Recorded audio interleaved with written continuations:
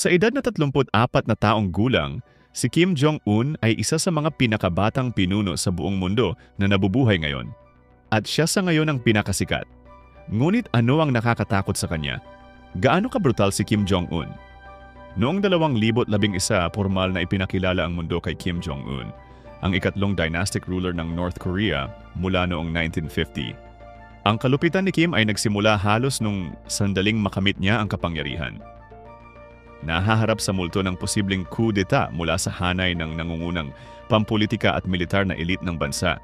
Agad na sinimulan ni Kim Jong-un ang isang political purge na napabalitang pumatay ng 12 matataas na opisyal.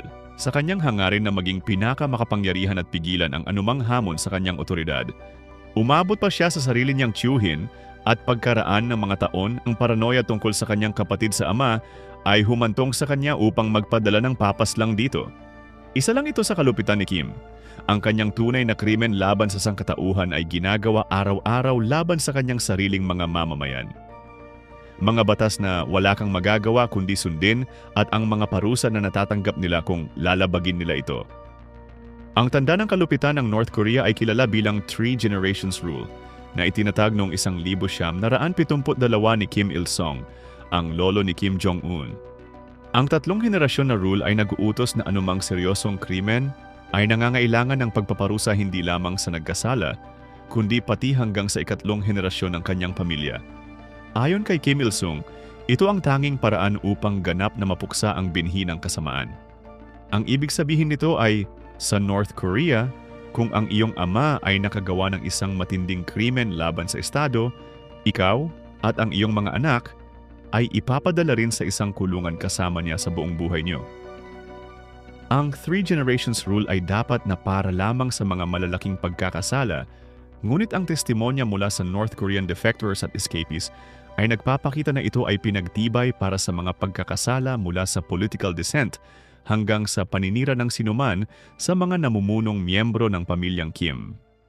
Ang kondisyon sa loob ng mga labor camp ay sadyaring malupit, kung saan ang mga bilanggo ay pinapakain ng halos hindi sapat upang manatiling buhay at pinipilit na manghuli ng mga daga at insekto upang kainin. Inilarawan ng mga nakaligtas ang 12 oras na napakahirap na mga araw ng pagtatrabaho, 7 araw sa isang linggo kung saan ang mga tao ay nagiging bansot mula sa walang tigil na trabaho. Mga pambubugbog, pananakit at panggagahasa ang karaniwang nagaganap sa mga labor camp at walang posibilidad ng parol. Teknikal na ginagarantiyahan ng konstitusyon ng North Korea ang kalayaan sa pamamahayag, ngunit hindi pinahihintulutan ang mga foreign o non-state-sponsored media na mag-operate. Sa makatuwid, iligal ang magpatakbo ng anumang independent press, at ito ay isang batas na mahigpit na ipinapatupad ni Kim sa North Korea. Ang lahat ng foreign media ay ipinagbabawal sa bansa, na ginagawang iligal ang panonood ng mga foreign na palabas sa TV o mga pelikula, pakikinig sa foreign radio o musika o kahit ang pagbabasa ng mga foreign books. Bagamat ang North Korea ay merong state-run na bersyon ng internet na open sa lahat ng mga mamamayan, kailangan muna ng pahintulot ng gobyerno upang magkaroon ng computer at tanging ang mga approved content ng estado lang ang available. Paminsan-minsan ang mga website sa labas ay ginagawang available ngunit ang mga ito ay naka-censored pagkatapos ma-download at ma-host locally. Ang paglabag sa patakaran ng media sa North Korea ay nabibigyan ng mahigpit na parusa na tulad ng pagbitay o pagkakulong sa forced labor camp. Ginagarantiyahan din ng konstitusyon ng North Korea ang kalayaan sa relihiyon, ngunit ang gobyerno ni Kim Jong-un ay labis na kontra sa ideya ng anumang relihiyon at ang pagsasagawa nito ay ipinagbabawal ng batas. Ang kapalit nito ay ang pambansang ideolohiya na Juche. Ito ay pinagsamang Marxism at Korean nationalism na nilikha ni Kim Il-sung. Ang Juche ay nagsasaad na ang tao ang gumagawa ng kanyang sariling kapalaran at ang mga North Korean ay dapat kumilos bilang mga Panginoon ng kanilang sariling revolusyon at sa pagtatayo ng kanilang sariling socialist state. Ang ideolohiyang Juche ay nangangaral ng strong nationalism at self-reliance, ngunit hindi nagbabanggit ng sinumang banal na lumikha o iba pang espiritual na nilalang. Nag-iingat ang pamilyang Kim na hindi makaimpluwensya ang mga relihiyong ito sa kanilang mamamayan. At sinumang mahuhuling magsasagawa ng anumang ibang relihiyon ay mahaharap sa agarang pagkakakulong. at kanilang mararanasan ang kinatatakutang Three Generations Rule. Ipinagpatuloy ni Kim Jong-un ang gawain ng kanyang ama at lolo na mahigpit na pagkontrol sa mga kilos ng sarili nitong mga mamamayan. Labag sa batas sa North Korea na umalis sa bansa ng walang opisyal na pahintulot at ito'y halos hindi pinapayagan kailanman. Habang sinusubukan pa ring tumakas ng libu-libong mga defectors at refugees sa kabilang border patungo sa China o patungo sa South Korea, ginagawa nila ito. Kahit alam nila na ang kanilang mga pamilyang iiwanan ay malamang na maparusahan kapag sila ay tumakas. Kahit na ang mga matagumpay na nakatakas ay hindi pa rin ligtas dahil ang North Korea ay matagal nang nagsasagawa ng mga international abduction at sa pilitang pinapauwi ang mga nakatakas na mamamayan. Ang mga North Korean sa Japan, South Korea, China at kahit hanggang sa Europe ay naging target ng North Korean Abduction Squad na pinipilit ang individual na pauwiin sa ilalim ng banta ng karahasan. Kung minsan, binibitbit nila ang mga ito at ipinupuslit pauwi. Pagbalik nila ay mahaharap sila sa pagbitay o sa pilitang pagkakakulong kung saan malamang na sasamahan nila ang alinman sa pamilyang naiwan nila sa isang forced labor camp. Ngunit ang mga buntis na kababaihan na nahuli at napauwi ay mahaharap sa mas nakakatakot na kapalaran. Kung ang isang babae ay nabuntis habang nasa ibang bansa, ang bata ay pinapatay at kung siya ay umuwing buntis, siya ay mapipilitang magpalaglag.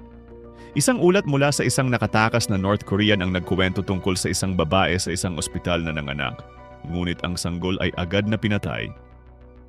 Ipinapangaral ng gobyerno ni Kim Jong-un ang self-reliance, ngunit hindi nito kayang tugunan ang mga pangangailangan ng sarili nitong mga tao. Sa bansang ito, isang black market ang umusbong, at madalas ito lang ang lugar kung saan makakakuha ng pagkain at gamot. Gayunpaman, ipinagpatuloy ni Kim ang ginagawa ng kanyang ama at lolo na pagtatanggal sa isang sistema ng malayang pamilihan. Kaya ang anumang pribadong negosyo ay ipinagbawal sa bansa. Ang mga nahuhuling nangangalakal ng mga smuggled goods o nagtatangkang magsimula ng sariling negosyo ay nakukulong. Kahit na ito ay kilalang katotohanan na ang katiwalian ay napakalaganap sa mga pulis at militar ng North Korea, karamihan sa mga opisyal ay hindi kapakikialaman kapalit ng isang malaking suhol. Noong 2016, ang Amerikanong estudyante sa kolehiyo na si Otto Warmbier sa isang sponsored tour sa bansa ay nagnakaw ng propaganda poster sa pader ng kanyang hotel at siya ay nahuli.